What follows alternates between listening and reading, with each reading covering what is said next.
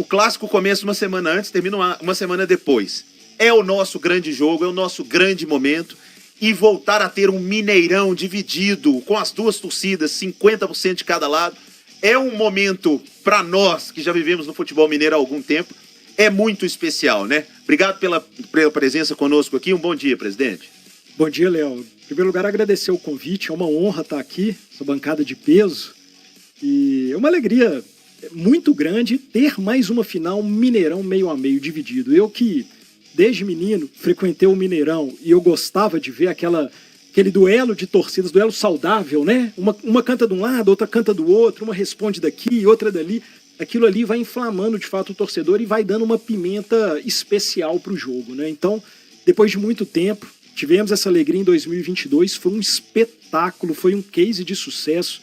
Poucas pessoas sabem disso, mas a gente fez um vídeo, quando eu fui à CBF, eu mostrava para os outros presidentes de federação, eles ficavam arrepiados, falavam, mas como é que você conseguiu fazer meio a meio, Belo Horizonte? Em lugar nenhum do Brasil está fazendo. Eu falava, mas em Minas Gerais é diferente. Minas Gerais tem uma organização, a gente conta com o apoio da Polícia Militar, registre-se, né, que faz um trabalho fenomenal. Então lá a gente conseguiu. E agora, mais uma vez, né, depois de 2022, tivemos aí, graças a essa mudança do calendário brasileiro, a oportunidade, os clubes compraram essa ideia e teremos mais uma final Atlético Cruzeiro com Mineirão meio a meio, dividido certinho, 50 para cada lado. Eu vou passar para os... que, na minha opinião, é o que o torcedor mais gostaria de fazer. Venda de ingressos. Quando começa, como vai ser, quanto para cada lado, como vai ser, presidente? Léo, teve uma reunião ontem com a empresa que vai fazer a comercialização dos ingressos. Só para que o torcedor saiba, a venda será online, 100% online. Será feito um site para a torcida do Atlético, um site para a torcida do Cruzeiro. E, se não me engano, a partir de amanhã vai começar essa venda, tá? Mas, como eles ainda estão ajeitando esses detalhes operacionais, eu posso estar equivocado. Mas a última informação que eu tive é que a partir de amanhã começa essa venda para o torcedor. Me parece que terá uma venda preferencial para os sócios, né? Cada clube tem o seu programa de sócio. Sim. Então tem algumas questões que ainda estão sendo fechadas. É importante registrar que isso está sendo feito juntamente com os clubes. Então os clubes, seja Cruzeiro, seja Atlético, estão participando de todo o processo, de toda a elaboração da final, de toda a organização dessa festa, porque nós queremos que o maior vencedor seja de fato o torcedor, é aquele que vai consumir, que vai acessar esse produto. Então isso está sendo realizado pensando no torcedor. Então, creio que a partir de amanhã, tudo online, não terá venda física, ninguém vai ficar em fila como era no passado, né? E eu tenho certeza que o torcedor que for ao estádio, que de fato comprar o ingresso, vai participar de uma festa belíssima. Adroaldo Leal. Presidente, bem-vindo à Rádio Fã, ao 11 em Campo. Queria saber do senhor o seguinte, você está falando da questão aí desse cuidado, né, do torcedor, da compra de ingressos.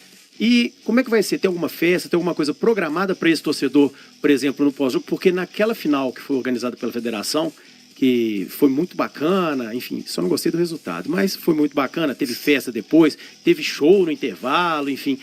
Tá programado alguma coisa assim para essa final em específico ou não? Olha, Adroaldo, eu sou suspeito para falar da final do Mineiro, viu? Eu tô lá participando da organização, tô puxando a orelha do pessoal. Mas eu queria dizer o seguinte, o torcedor que for no estádio, sobretudo as famílias, né? Quem tiver criança, que o menino tá começando a vida dele. Pode né? ir. Pode ir tranquilo, vai ser uma festa maravilhosa. Vocês vão ver, digna de uma grande final. Tudo foi pensado, o hino de abertura, show de fogos. Assim, vai ser de fato, em termos de experiência, para o torcedor, uma experiência marcante. Desde a chegada do estádio, a pessoa que passar perto do Mineirão no dia do jogo vai saber que ali está acontecendo uma final. De longe, ao olhar para o estádio, você já vai conseguir identificar, olha, uma grande partida vai ser jogada ali hoje. Então, estamos fazendo tudo, envelopando o estádio, tudo com muito capricho, muito carinho, muito amor, para que o torcedor, independente do resultado, ele possa dizer, fui numa festa magnífica. Então é isso que nós queremos, é isso que nós esperamos. O torcedor que puder, faça um esforço para ir ao estádio, porque ele não vai se arrepender, vai ser uma grande festa. Fernando Martins Miguel. Presidente, prazer estar falando com o senhor. Queria saber a respeito da questão da segurança, né? Da segurança ali no entorno mesmo, porque a gente vê que casos de violência acontecem, mas muito longe do Mineirão, né? Mas para as torcidas, né? A família que quer comparecer ao jogo, essa questão da segurança ali no entorno, a questão de deslocamento, a entrada e saída de cada torcida, como é que está sendo discutido isso? Olha, até te agradeço a pergunta, viu? Esse é um ponto excelente, porque a gente tem um contato muito próximo com a Polícia Militar, sobretudo num grande jogo como esse. E o que a polícia nos passa é o seguinte, olha, o trajeto para o estádio e o entorno, o torcedor pode ficar sossegado, que a Polícia Militar fará a segurança e ela garante essa segurança.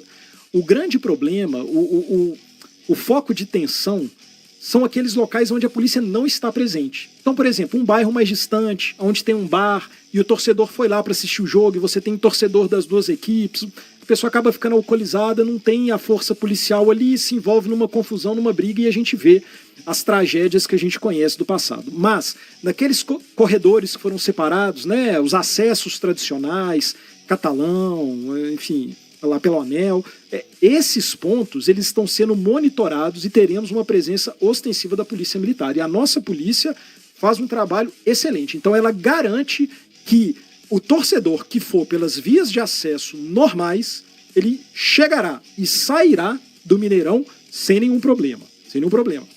Mas, infelizmente, a gente não tem efetivo suficiente para controlar a cidade inteira, né? Então, de fato, aquele torcedor que mora em alguma localidade onde não tem a presença da Polícia Militar, o recomendável é ou que ele assista em casa ou que ele opte por ir num bar que seja só da torcida dele, né? Isso evita aí esses confrontos, essas brigas e as tragédias que a gente já presenciou no passado. Luciano Dias. Presidente, bem-vindo. Vamos falar de arbitragem, né, que deve ser de fora, inclusive por solicitação dos clubes. Como que a federação recebe esses pedidos? É uma decepção para vocês da federação a solicitação dos clubes ser uma arbitragem de fora? E já emendando, queria que você falasse da fórmula. Para vocês é um sucesso, deve se repetir? Tivemos uma última rodada de turno emocionante no jogo do América, por exemplo, todo mundo esperando o resultado. A fórmula continua e sobre a arbitragem? Bom, vou começar pelo mais polêmico, que é a arbitragem, já que você fez essa pergunta primeiro. Bom, assim, a arbitragem, eu digo que é o calcanhar de Aquiles de qualquer entidade organizadora de uma atividade desportiva. Eu tive agora, em janeiro, eu visitei a Bundesliga, eu visitei a La Liga e agora eu vou visitar lá em Londres a Premier League, né? E nessas duas visitas que eu fiz recentemente, seja na Bundesliga quanto na La Liga, um dos focos era a arbitragem. Então eu fui lá para ver como que eles fazem, entender qual é o processo. Por exemplo, a Bundesliga, o árbitro dá entrevista ao final da partida, que no primeiro ano foi algo extremamente criticado, que era um absurdo, porque o jogo era muito desgastante, no final o árbitro ainda tinha que dar uma entrevista e tudo mais, mas eles fizeram. No primeiro ano foi ruim, no segundo ano gostaram. Hoje em dia eles já não concebem mais o produto sem o árbitro ao final ir lá explicar determinados lances chaves do jogo. Então, assim, são todos esses instrumentos que nós ainda não temos aqui no Brasil, né? O Brasil, a gente foi lá, aprendeu, estamos vendo. A arbitragem é um desafio. Por quê? Por mais que você coloque tecnologia, por mais que você traga ferramentas que ajudem o árbitro na tomada de decisão, existe um ponto que ele é sempre subjetivo, que ele é interpretativo e que ele varia de árbitro para árbitro. Então, assim, a federação faz todo um trabalho de buscar padronizar as decisões, mas existe uma área de liberdade para o árbitro que não tem como você atingir. Então, assim, a gente tenta padronizar, mas às vezes você vai pegar um mesmo lance que árbitros distintos tiveram interpretações diferentes. O que nós tentamos fazer, o que nós cobramos muito é o seguinte, que o mesmo árbitro tem a mesma interpretação para o mesmo lance. A gente não admite que aquele árbitro tenha interpretações divergentes. Então, por exemplo, nesse campeonato tiveram alguns lances assim polêmicos, lances difíceis de VAR, mas polêmicos, e o que a federação faz é sempre, pós-rodada, convidar os clubes para irem à federação, ouvirem o VAR, e nessa reunião a gente pega decisões anteriores daquele mesmo árbitro para a gente ver se o árbitro está tendo entendimento divergente ou se a interpretação está mudando de árbitro para árbitro. Entende? Porque assim, é diferente uma coisa da outra. Então, na nossa concepção, as interpretações de um mesmo árbitro, elas estão coerentes, mas de fato a gente ainda precisa melhorar para que de um árbitro para o outro, as decisões sejam iguais. E isso é um ponto de desafio. A federação tem que reconhecer isso. Isso acontece mesmo. E a gente só vai conseguir vencer isso com volume de jogo, com trabalho, né? Então, a cada temporada, a a gente faz um investimento muito grande. Eu estou aqui nesse estúdio maravilhoso. Na federação a gente monta uma operação de guerra meses antes. A gente pega um andar, traz simuladores de fora, a empresa do VAR, que é a Hawkeye, leva aparelhagem, os nossos árbitros passam por muitas horas de simulação. Então lá eles veem diferentes lances, eles são obrigados a simularem, né, a situação de jogo, a dar interpretação. A gente faz pré-temporada, onde eles também ficam confinados, né, dias antes de começar ali o Campeonato Mineiro. Tudo isso para quê? Para a gente tentar uniformizar. Mas, infelizmente, isso é algo que demanda muito, muito tempo. E eu comecei a minha fala falando da minha visita lá para te dizer o seguinte, que lá eles fazem a mesma coisa. E quando eu estive na La Liga, eu entrei numa sala que cabia assim, umas 6 cabines VAR diferentes, né? Era uma área grande. Ele falou, Adriano, aqui a gente consegue fazer 6 jogos simultaneamente do nosso campeonato. Eu falei, não, fantástico. Ele falou, e acabando, depois que termina tudo, um dia na semana, a gente pega todos os lances mais polêmicos, faz uma análise aqui e depois faz uma conference com os árbitros para mostrar e para delimitar qual deve ser a interpretação naquele lance, com o objetivo de uniformizar. Mas ainda assim, lá eles também têm esse problema. Então, veja, a gente está trabalhando, a gente está tentando, mas é preciso reconhecer que ainda não está da maneira como a gente gostaria. E isso, eu te digo, eu que estou lá dentro, que ainda vai demorar um tempo. Por mais que a gente tenha tecnologia, por mais que a gente treine os árbitros, para a gente ter uma uniformização assim, mais objetiva, isso ainda vai requerer aí um certo tempo. E não é um problema só de Minas, não. É do São Paulo, é do Rio Grande do Sul, é um problema nacional. E a CBF também tem tentado trabalhar nessa frente, mas enquanto administradores da entidade, a gente tem que reconhecer que ainda tem muito para melhorar. Mas o trabalho está sendo feito e a gente espera que ao longo do tempo os frutos venham, né? A gente está plantando hoje para tentar colher amanhã, é isso. E tem a outra fórmula. A fórmula. Perdão. Agora fala da que não é Gastou. polêmica, da que deu certo, pô. Gastou tanto tempo, né, na arbitragem. Então, veja, a fórmula do Mineiro, minha opinião é que ela é um sucesso.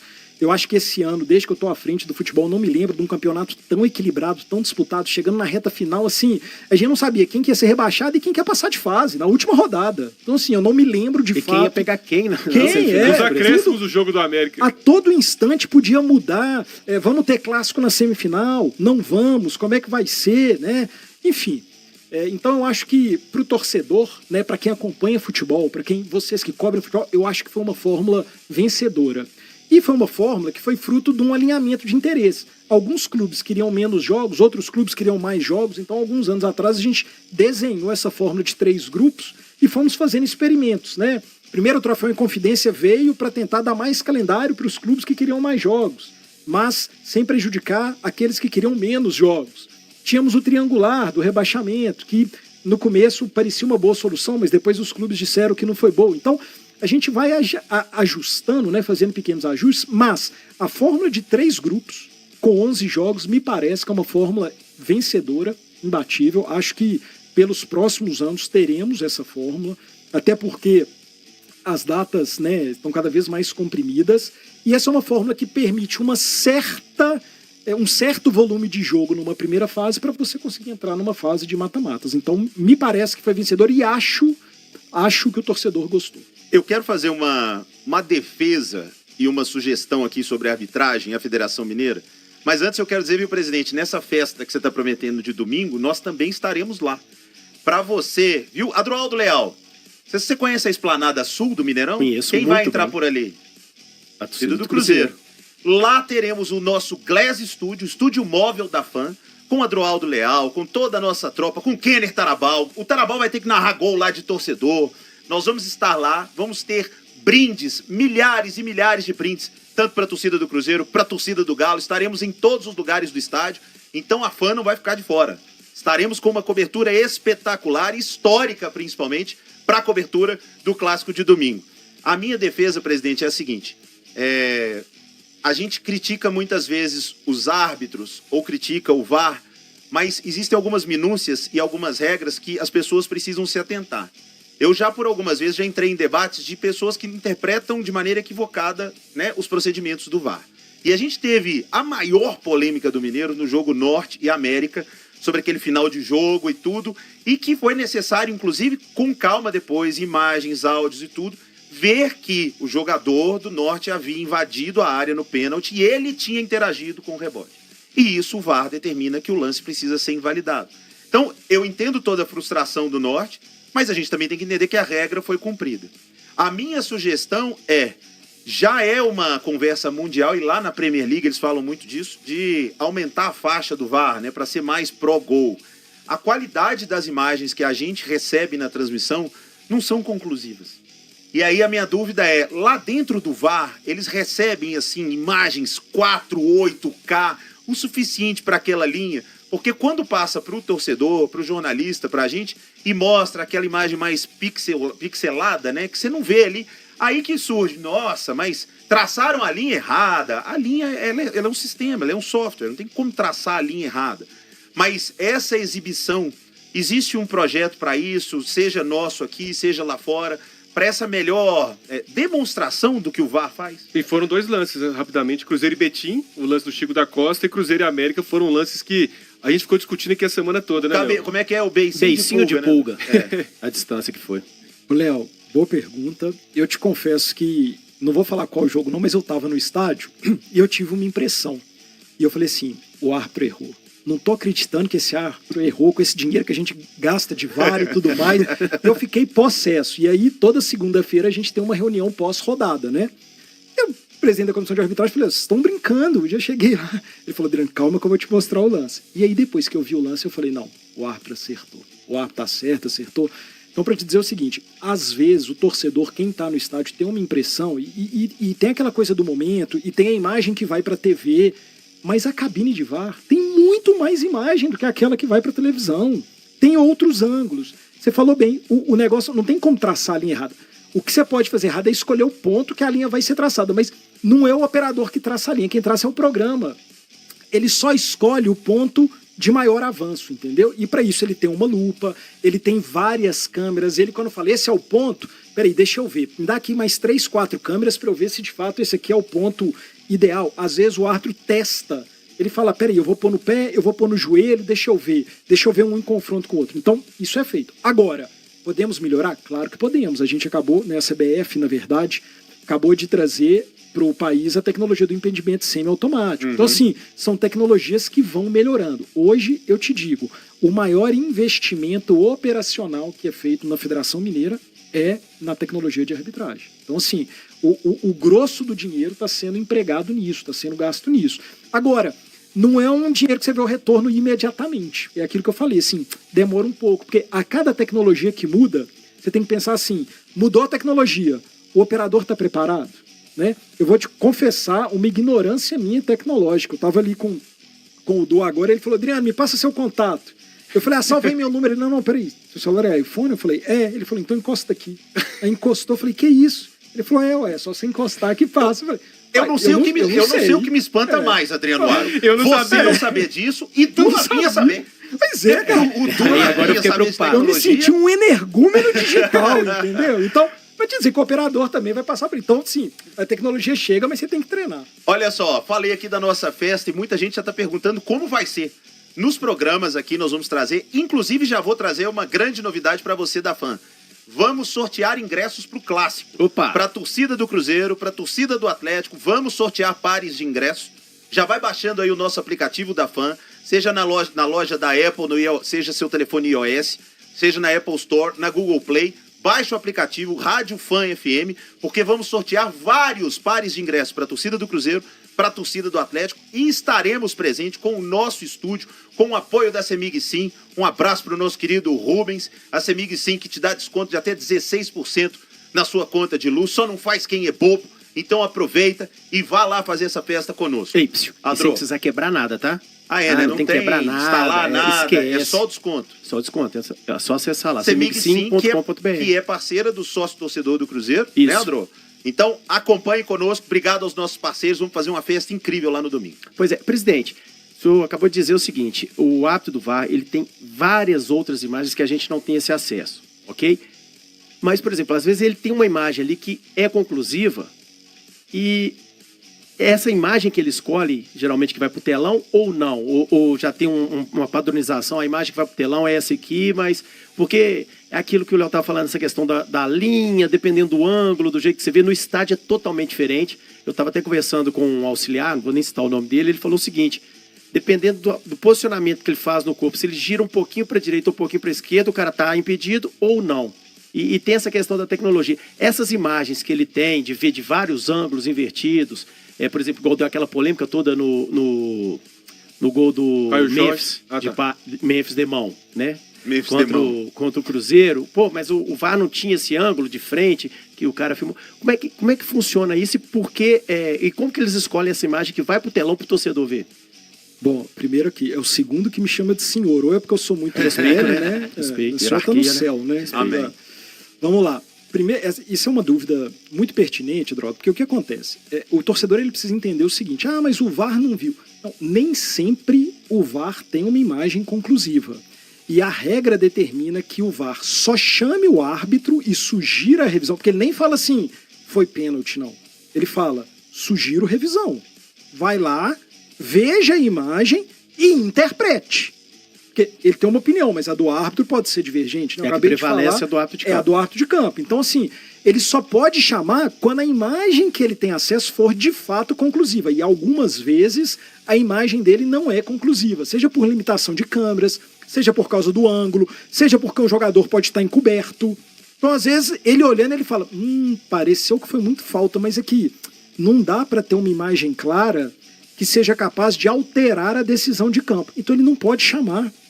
E aí, Léo, também fazendo um pequeno adendo aqui a um ponto que você trouxe mais cedo, eu também acho que é necessário uma flexibilização da regra, né, para ser mais pró-gol. Qual é o grande problema? É que as entidades de administração não podem fazer isso. Quem determina a regra, a maneira como tem que ser interpretado ou não, é a IFAB, Sim. que é um órgão internacional. Então, assim, só depois que a IFAB muda é que isso pode ser, de fato, colocado em prática. Então, isso é uma pena. Às vezes a gente sente que a resposta da IFAB ela é lenta, né? Como a nossa tecnologia ela é muito rápida, a gente vai vendo as coisas mudar e às vezes demora um ano para que uma coisa que você constatou, por exemplo, agora no início do campeonato aí brasileiro ou no campeonato mineiro, você constatou, falou, isso aqui não está dando certo, vamos mudar. Mas demora um ano para que isso altere, que isso possa ser colocado em prática. Então, assim, infelizmente são limitações do nosso sistema, né? Tem prós, tem contras, a gente pode um dia discutir sobre isso se vocês quiserem, né? Essa conversa ela é longa, mas é algo que a gente não pode perder de vista quando pensa nessa pauta de arbitragem. 11h55. Eu combinei aqui com o presidente que ele ficaria com a gente até meio-dia, vou liberar ele já, mas agora é inevitável, presidente. Já teve na Federação Mineira algum profissional que falou com você assim, eu só trabalho na Federação Mineira, aí depois ele apareceu trabalhando na Carioca? Olha...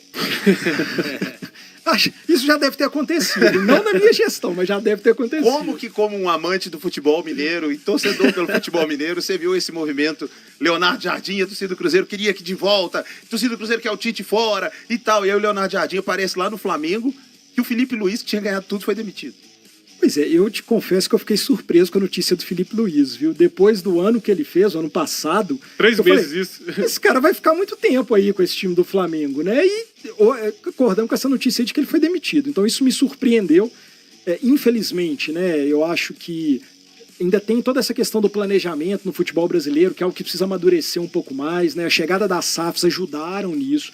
A gente tem visto alguns treinadores com mandatos, né, à frente do time maiores, isso é bom, mas ainda precisa amadurecer um pouquinho mais. O futebol ainda é muito dependente de resultado de campo, né? Ontem eu estava com uma pessoa, falei, nós estamos indo para uma final, mas os dois clubes que estão indo para a final, cada um está enfrentando aí os seus problemas, né? Sim. Então, a depender do resultado, você vai ter ou não continuidade aí de profissionais. Então, veja, que pena, um jogo vai de fato definir isso, né? Um trabalho que seria para todo ano. Então, enfim, mas são coisas do futebol, características do futebol, mas eu acho que a gente está evoluindo, a gente está melhorando, a gente não pode desanimar, não. A gente tem que sempre acreditar que é possível, sim, e dar a nossa contribuição, né? Então, acho que cada um, principalmente vocês aqui da imprensa, contribuem muito para isso. Eu tenho certeza que, aos poucos, teremos esse amadurecimento aí dessa concepção. Fernandão, a última. Só voltando para o jogo de domingo, uma questão tá deixando a torcida do Atlético ainda na questão da biometria facial, né? O torcedor do Atlético, o Atlético manda seus jogos em Belo Horizonte na Arena MRV, e desde a questão da implementação da biometria facial no Mineirão, a grande torcida do Atlético ainda não fez isso. Qual é a recomendação que você, não o senhor, você dá para a torcida do Atlético para a questão do jogo de domingo? Olha, a minha recomendação é a seguinte: tudo vai ser feito com muita informação para o torcedor. Então, informação e prazo, né? Então, aquele torcedor que adquiriu o seu ingresso, o jogo é só domingo às 18 horas. Existe um tempo para ele fazer com tranquilidade, do conforto da casa dele, fazer, testar, rever, para que no dia do jogo, no acesso ao estádio, ele não tenha nenhum tipo de transtorno. É uma empresa a que vai realizar, que já está acostumada a fazer eventos de grande porte, eventos no Mineirão. Então, assim, aquele torcedor que tiver a paciência de ir na casa dele, no conforto do lar dele, fazer o cadastro com calma, esse cara não vai ter problema no dia do jogo, ele vai poder ir tranquilo, aproveitar a festa, se divertir, curtir, levar a família, menino, todo mundo. A gente quer que seja uma experiência boa, né, e não uma experiência ruim para o torcedor. Já fica então para você, torcedor, a projeção é de que a partir de amanhã comece a venda de ingressos. A Federação Mineira vai divulgar e aqui, presidente, estaremos à disposição, assim, só enviar para a gente, vamos divulgar para todo mundo que segue a FAM, vamos falar nos programas, vamos informar você, torcedor. Teremos um site para compra da torcida do Atlético, um site para compra da torcida do Cruzeiro e, claro, estaremos lado a lado com o torcedor para que domingo a gente tenha realmente um domingo muito especial, afinal de contas é o nosso grande momento. Presidente Adriano Aro, muito obrigado pela presença, pela gentileza de ter vindo conversar conosco. Agora já veio, bate o cartão e volte sempre.